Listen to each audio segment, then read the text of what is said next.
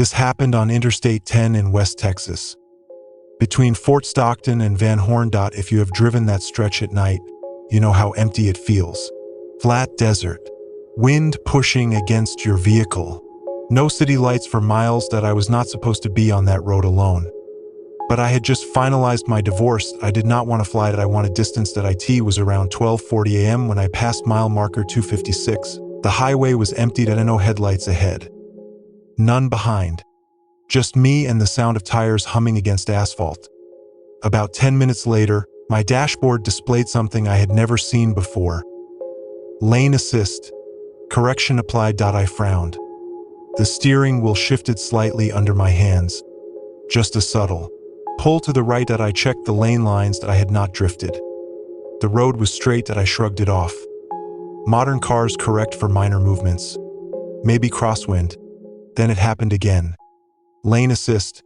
Correction applied. Stronger this time. The wheel nudged right, almost as if guiding me. I turned the system off. At least, I thought I did. The display confirmed. Lane assist disabled. 30 seconds later, the steering wheel moved again. Slight right correction. My pulse quickened. The system reactivated on its own. The display flickered. Lane assist. Active. I pressed the button again. Disabled. The wheel tugged. Active. Disabled. Active. It felt like someone else had their hands on the wheel. The radio turned on quietly. No static this time. Just a calm male voice. Not a station. Not a broadcast. Clear. Measured. Stay centered.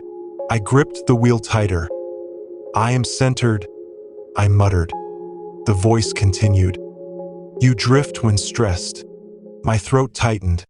That sentence was something my ex-wife used to say. Exactly that phrasing. The desert outside felt darker somehow. The headlights did not seem to reach as far. The voice spoke again. You made the wrong turn earlier. I had not taken any turns. Interstate 10 runs straight through that region.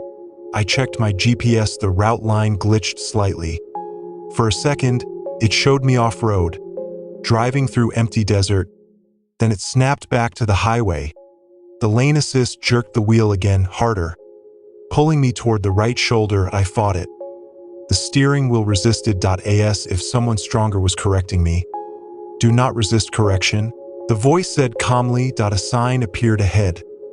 Rest area, 1 mile. The steering wheel pulled right again, stronger, guiding me toward the upcoming exit. I hit the brakes lightly. The system chimed. Driver override detected. The voice lowered slightly. You always override. My breathing became uneven. This was not a malfunction. It was personal, targeted. The rest area exit approached. The wheel tugged sharply. I fought it. The car drifted halfway into the exit lane. I pulled back hard. My arms strained. The steering felt heavy. Then suddenly, the resistance stopped. The wheel went loose, too loose. I overcorrected slightly. The vehicle swerved left into the opposite lane. There were no cars, but the sensation was violent. The voice returned. See, you need assistance. Anger replaced fear for a second.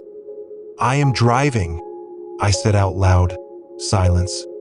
Then, you were driving that night too. My chest tightened instantly. I knew what it meant. 2 years ago. Same highway. Different stretch near El Paso. My ex-wife and I argued in the car. I looked at my phone for 2 seconds. Drifted slightly. Corrected too late. Hit a guardrail. She survived, but she never forgave me. The word correction had become a joke between us. Now it did not feel like a joke. The car began slowing on its own. I was not pressing the brake. The dashboard flashed. Emergency assist engaged. The steering wheel gently turned right, guiding the car toward the rest area exit again. This time I did not fight. I wanted to see what would happen. The vehicle exited smoothly, perfect alignment, like an invisible instructor was demonstrating. The rest area was empty. No trucks, no cars, just fluorescent lights flickering over empty parking spaces. The car parked itself, perfectly centered, engine idling. The voice spoke again. You feel calmer when corrected. The doors locked automatically. I tried the handle. Nothing. The infotainment screen turned on. Backup camera view. But the camera was not showing the rear bumper. It showed the inside of the cabin. As if filmed from the ceiling, I could see myself in the driver's seat. Hands trembling, eyes wide. Alone. Then the image shifted. It showed a second figure in the passenger seat, a man. Head tilted slightly. Watching me. He looked like me. Not identical, but close enough. Slightly older. Slightly calmer. He spoke. Not through the speakers this time. Through the screen. You make poor decisions under pressure. I felt like I was dissociating, watching someone else in my body. The version of me on the screen reached over calmly, placed his hands on the steering wheel, even though the car was parked. You require guidance, he said. The real steering wheel in my hands tightened. My grip was no longer in control. It moved slightly under my palms. The screen version of me smiled faintly. I drive better. The engine revved once. Doors remained locked. The vehicle shifted into drive on its own. Slowly rolling forward, I slammed my foot on the brake. The pedal felt soft, unresponsive. The car continued moving, heading toward the far edge of the rest area, where the pavement ended. Beyond it, a steep drop into desert rock. The screen version of me remained calm. You always drift toward damage. I yanked the steering wheel left. Nothing. No response. The car kept moving straight. 10 feet from the drop. 5 feet. My mind snapped into survival mode. I reached down and pulled the manual parking brake hard. The car jolted violently, grinding halt inches from the edge. Silence filled the cabin. The screen went black. The steering loosened. The doors unlocked. I stumbled out of the car shaking, heart pounding violently. The desert air was cold and sharp. I walked behind the vehicle slowly. The rear bumper had fresh scratches. Deep. As if something had pressed against it. Guiding it, pushing. I looked toward the highway. In the distance, I saw headlights. Approaching, but not on the highway. In the desert, parallel to the road, matching where I would have been. If I had not exited. They stayed aligned for several seconds, then turned off simultaneously. I left the rest area immediately. Drove straight to Van Horn.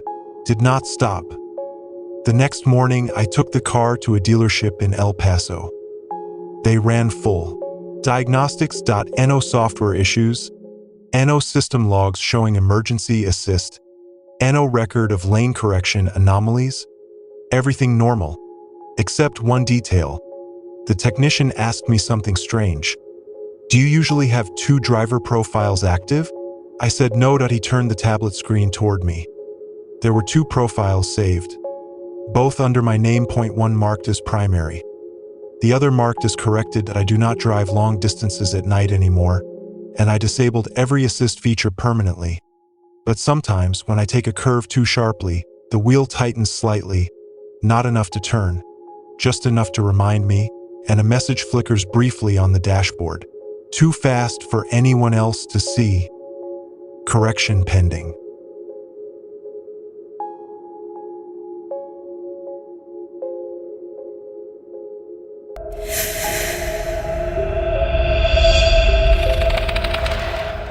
This happened on Interstate 35 in Oklahoma. Between Oklahoma City and the Texas state line. It was not the middle of nowhere. That is what makes it worse. There were towns nearby, gas stations, exit ramps, cell service, civilization. But none of that matters when the road decides to close around you. It was 1:12 a.m. I remember because I glanced at the clock after finishing a voice memo. I was recording myself.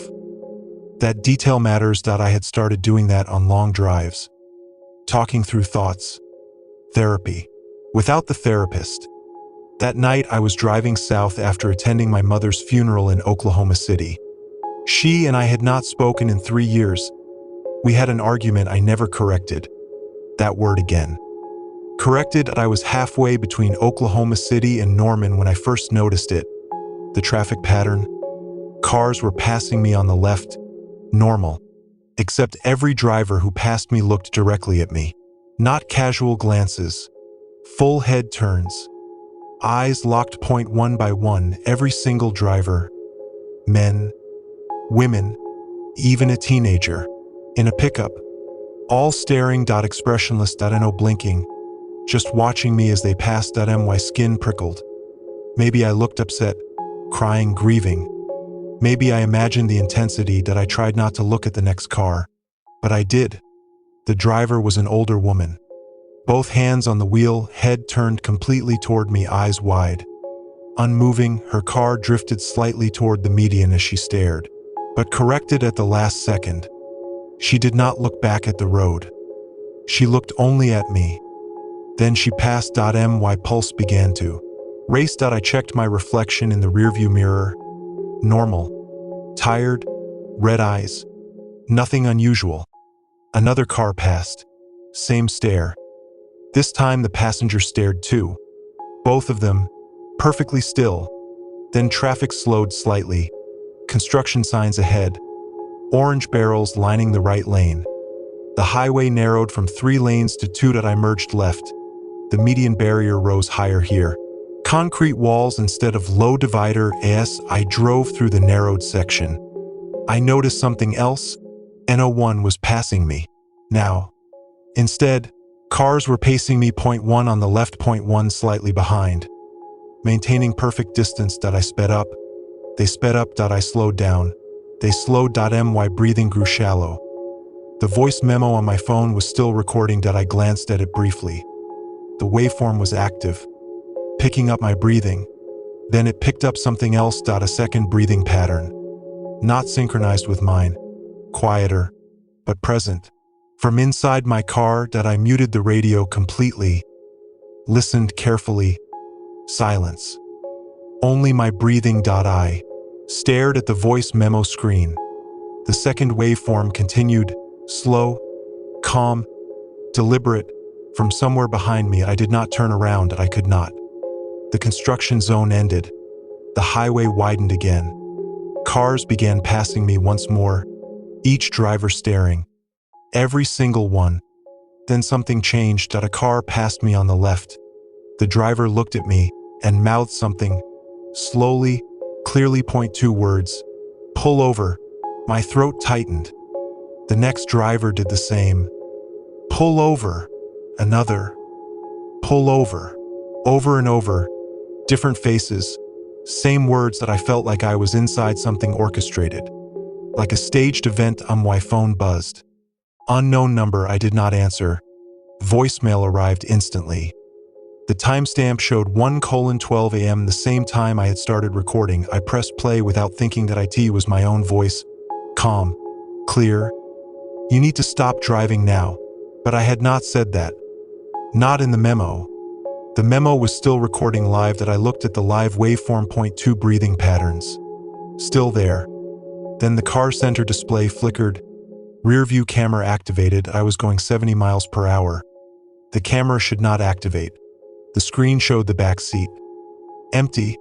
But the lighting was different. Dimmer. As if filmed earlier. Then a figure leaned forward slowly from the darkness. Not fast. Not dramatic. Just slow enough that it felt intentional. It was a woman. Her face partially obscured, but I recognized her. My mother. Exactly as she looked the last time we argued. Disappointed. Exhausted. She leaned forward between the seats, her mouth close to my ear. On the screen. Not in real life. The screen version. She whispered something. The audio system picked it up clearly. You never pull over when you should. Tears blurred my vision. The concrete median barrier to my left felt closer.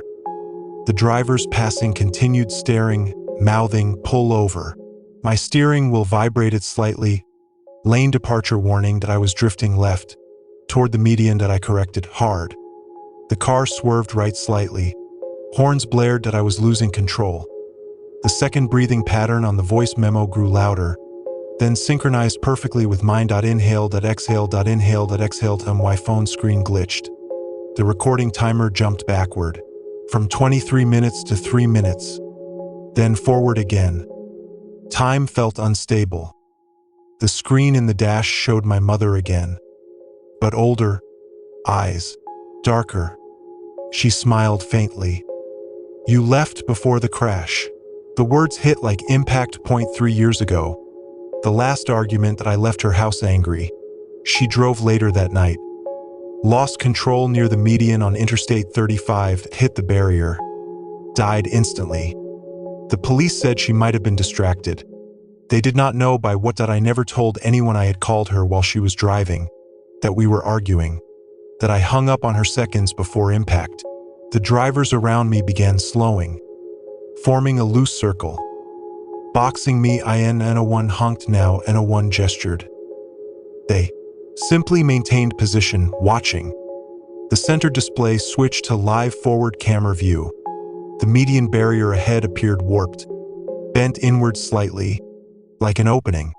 The car's navigation voice activated, recalculating, then calmly, "Turn left." There was no left turn, only concrete barrier. "Turn left," it repeated. The drivers beside me nodded slowly as if encouraging them. My hands trembled violently. The wheel began pulling left, stronger. The barrier was approaching fast, headlights reflecting off concrete. My mother's face filled the screen. "You keep driving past what matters." The wheel jerked left sharply that I fought with everything I had at my muscles straining. My foot slammed the brake. The car fishtailed slightly. Drivers around me backed off suddenly. The opening in the barrier disappeared. That IT had never existed. Just solid concrete. I stopped on the shoulder, shaking uncontrollably. Traffic resumed normal flow. N01 stared. N01 mouthed words. Just regular drivers passing by. My phone showed the voice memo had stopped recording. File corrupted. No playback available. The voicemail from me was gone. Call log empty. The back seat was empty, silent. But the passenger seatbelt was fastened. I had not fastened it. I sat there for 10 full minutes, breathing, trying to stabilize. Then I drove slowly to the next exit near Norman. Pulled into a brightly lit gas station. Normal people, normal conversations, and no one staring. When I checked the rearview mirror before getting out, for half a second, I saw someone in the back seat. Not my mother. Not anyone I recognized. Just a...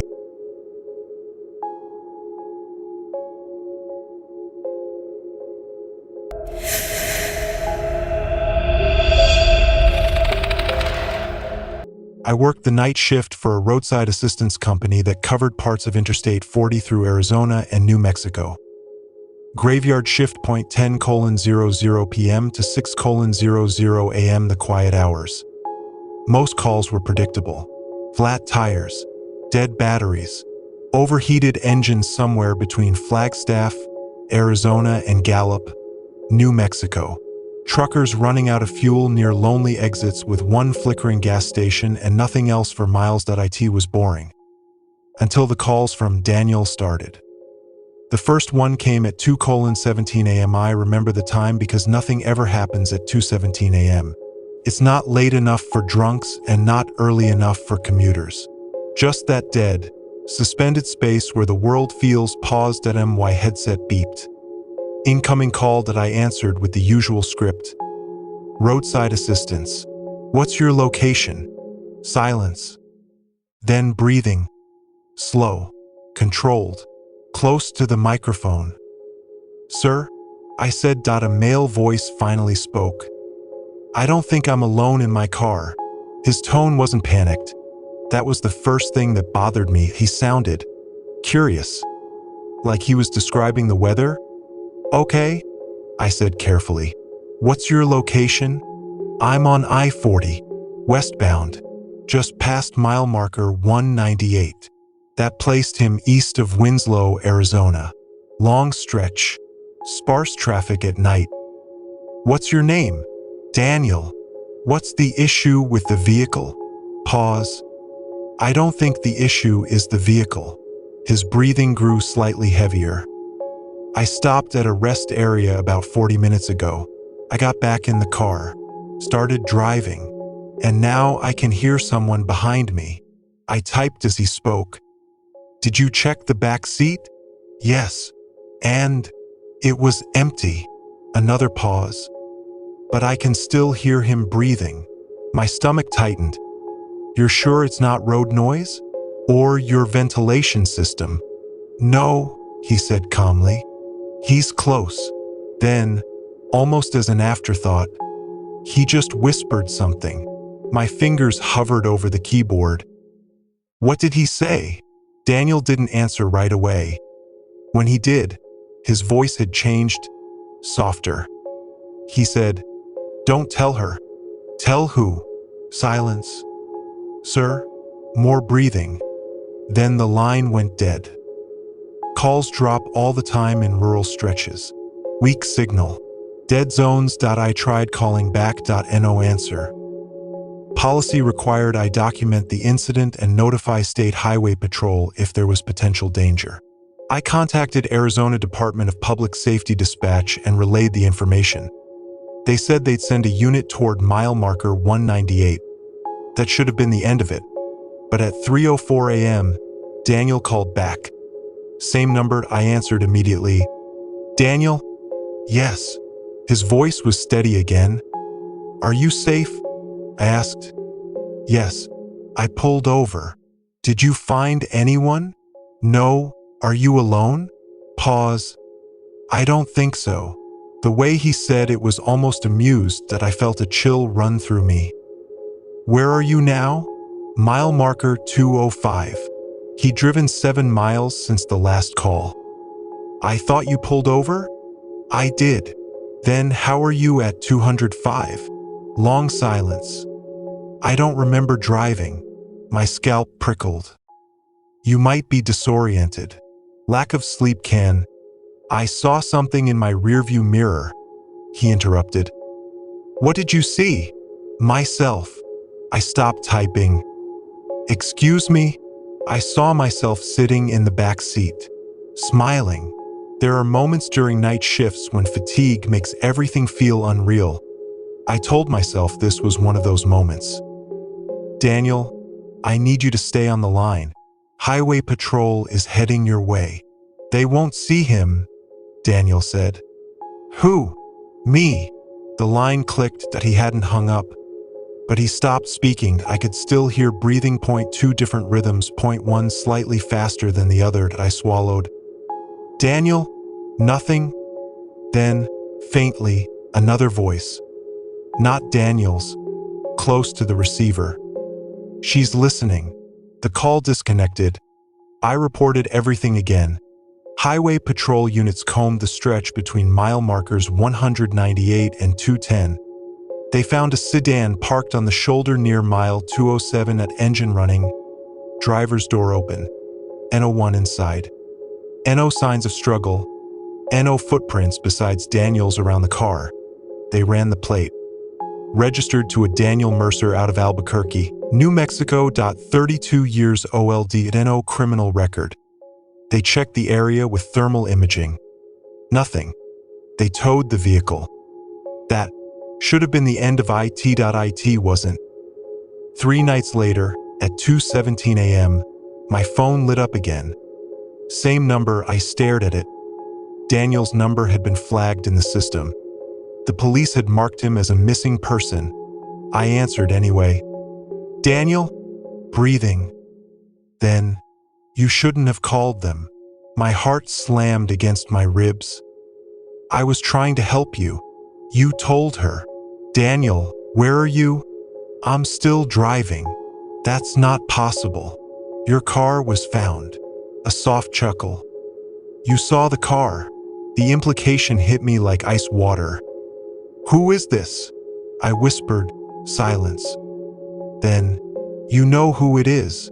The line didn't disconnect this time. It stayed open.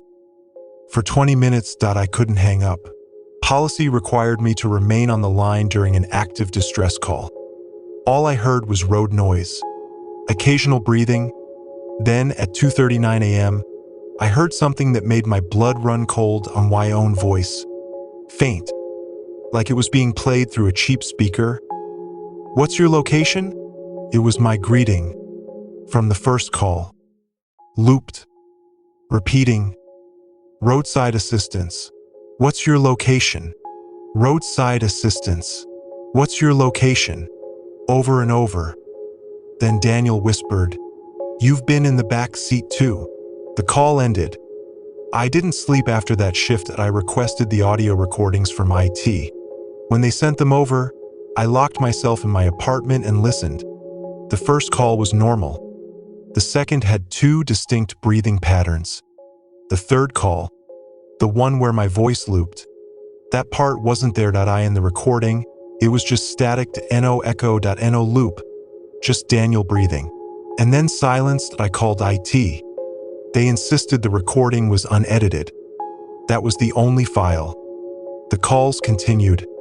Not every night, but always at 2:17 a.m. always from a different highway.